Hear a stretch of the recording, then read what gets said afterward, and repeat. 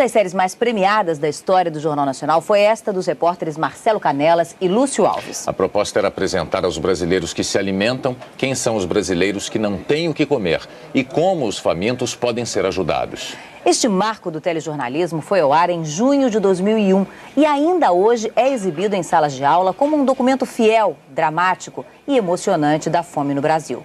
Uma tragédia construída ao longo de 500 anos.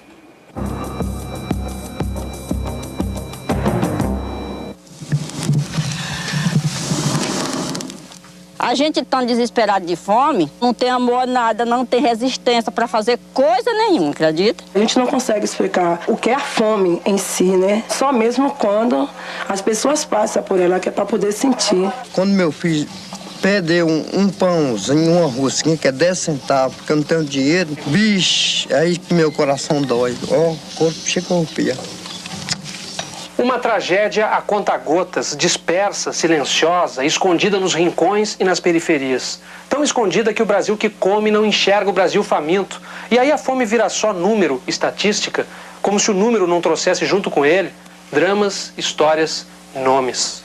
O pão nosso de cada dia. Meu nome é Antonieta Luiz Alcântara Rodrigues. Eu perdi uma criança com 9 dias de nascida. Eu fiquei muito horrorizada. Meu nome é Maria Pereira dos Santos. Perdi uma criança com 7 dias de nascido. Os anjos, todos os anjos. É a crendice dos grotões. Bebê que morre vira querubim? Anjo não tem pecado, né? Tem pecado é nós, adultos. Cemitério só deles, cemitério de anjos. Do norte de Minas ao sertão do Nordeste existem centenas. Ainda assim, ninguém se conforma. Se passa bem ou se passa mal, comendo ou sem comer, mas acho que todas as mães queriam o seu filho ao lado delas. Na inversão do ciclo da vida, proeza é criança viva. Bebê recém-enterrado é acontecimento banal. Não, porque tu sai pra cá, imagina. Vocês viram? Um caixãozinho? Não, é uma caixa de papelão. No Brasil, a cada 5 minutos morre uma criança, a maioria de doenças da fome.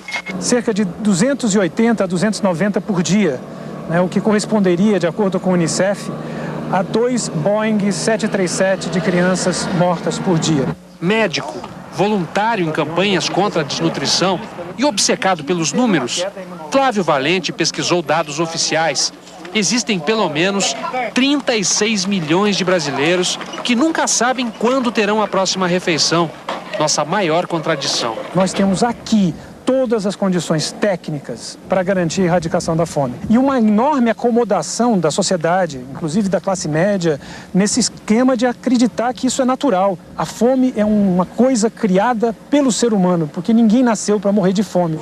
Povoado de Santa Úrsula, no sertão da Bahia. Tem um bocado de casa vazia aqui, né? É. Abandonada? Abandonado, porque aqui é muito pobre, dentro lá, os povos das casas vão embora. Aqui já teve muita gente, mas tanto povo para casa seca e fome, se arrancaram tudinho, quase tudo. Santa Úrsula virou cidade fantasma. Maria só ficou porque recebe pensão. Sirene também ficou. Apesar do salário atrasado, ele tem um compromisso moral. Tem que aumentar uns 2 quilos. E tá sendo difícil para eles aqui. Agente de saúde, ele tenta sozinho conter a mortalidade provocada pela fome. Meus meninos nasceram tudo fracos, sabe? E essa aqui ainda foi dos que nasceu mais fortinho um pouquinho, foi ela. Mas ela tem que ganhar um pouquinho mais de peso, né? Verdade, tem sim. Você sabe como é que você vai fazer para ela ganhar um pouquinho mais de peso? Sei não. Mas o que você acha que é para eu fazer? O que mais poderia fazer evangelista sem roça e sem emprego? O pai esforça. Com o salário que ele tem é os braços. Tirando madeira para ver se consigo vender para comprar o que ele se comer. 800 quilômetros ao sul, mais um povoado pobre no Vale do Jequitinhonha, Minas. Aqui, onde as crianças compartilham favas contadas, adultos comem bofe de bode. Maria Rita mal se segura em pé. Eu tô sentindo anemia, acho que é profunda. O médico diz que a senhora tem que se alimentar bem, é isso? É. E a senhora diz o que pra ele? Eu falei que ele onde é que eu acho. O filho não consegue ajudar. Outubro, pra falar a verdade, eu não já ganhei nenhum real aqui, assim, trabalhando. De outubro pra cá, você não ganhou nada? Nada.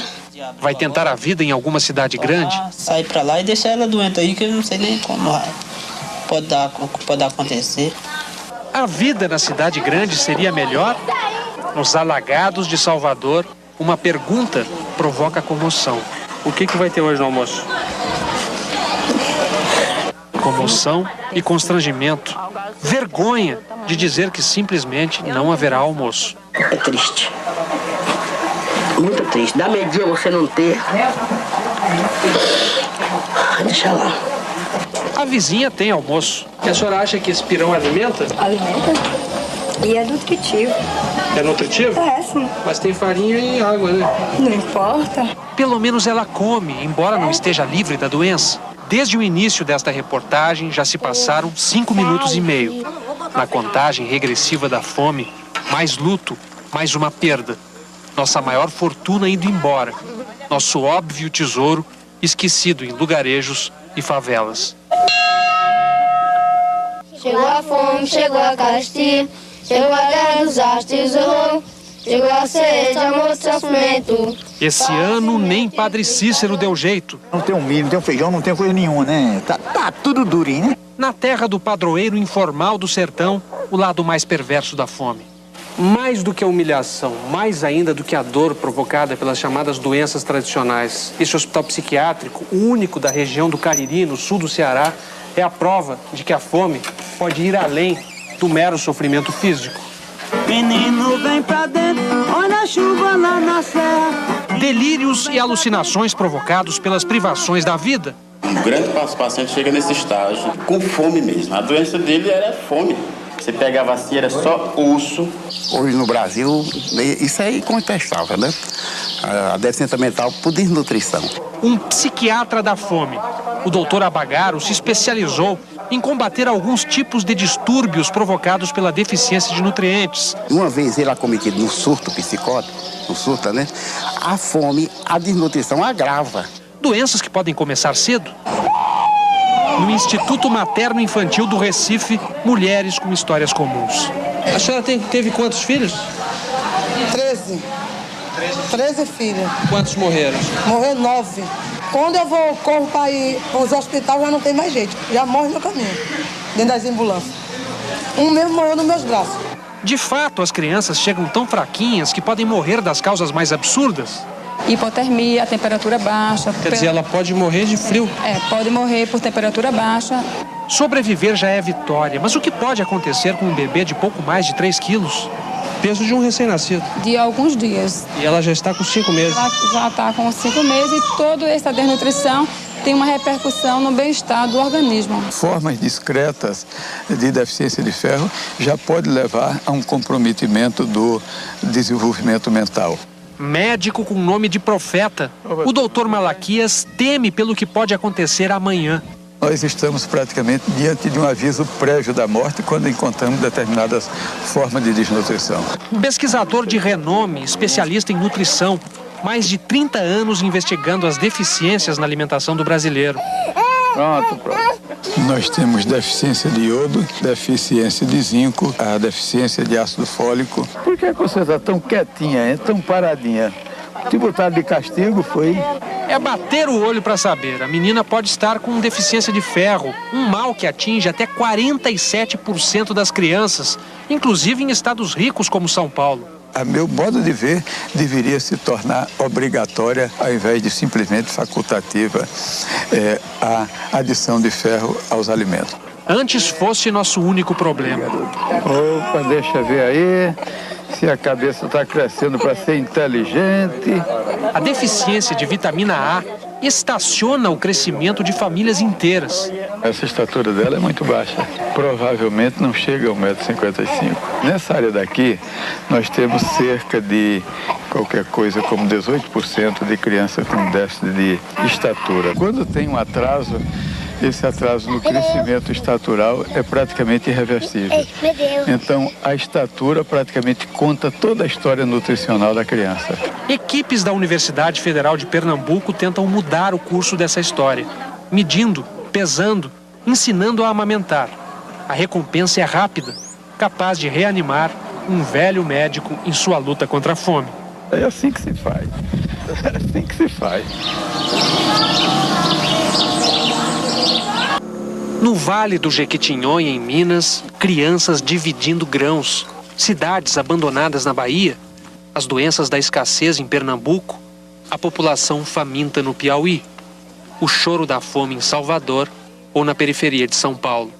A tragédia onipresente tocou o país. Centenas de telespectadores ligaram para tentar ajudar. Cada pessoa com uma razão, uma imagem que despertou o desejo de ajudar. Aquele sorriso triste dela, porque foi um sorriso triste, me deixou com vergonha de mim mesma. Aquilo ali foi de desolação. Foi como se um tufão tivesse devastado a minha alma. Maria Rita. Terezinha guardou o nome da mulher que viu na TV. Queria ampará-la. No dia seguinte, ficou sabendo. Maria Rita morreu. O que eu mais penso é... foi muito tarde. A FAO, o braço das Nações Unidas para a Agricultura e Alimentação, diz que o empenho da sociedade é fundamental, mas erradicar a fome só se melhorarmos a distribuição de riquezas. O Brasil é o vice-campeão mundial de concentração de renda. Só perdemos para a Serra Leoa, um país africano. O Estado que tem que criar as condições necessárias para a gente de ser capaz de se alimentar. O governo concorda, a causa principal da desigualdade é a concentração de renda, mas o Instituto de Pesquisas Econômicas Aplicadas, ligado ao Ministério do Planejamento, diz que mesmo assim há menos famintos. Apesar de toda a dramaticidade verdadeira que está retratada nas matérias, a situação da pobreza no Brasil ela está melhorando. Embora isso pareçam números frios, a mortalidade infantil no país está se reduzindo.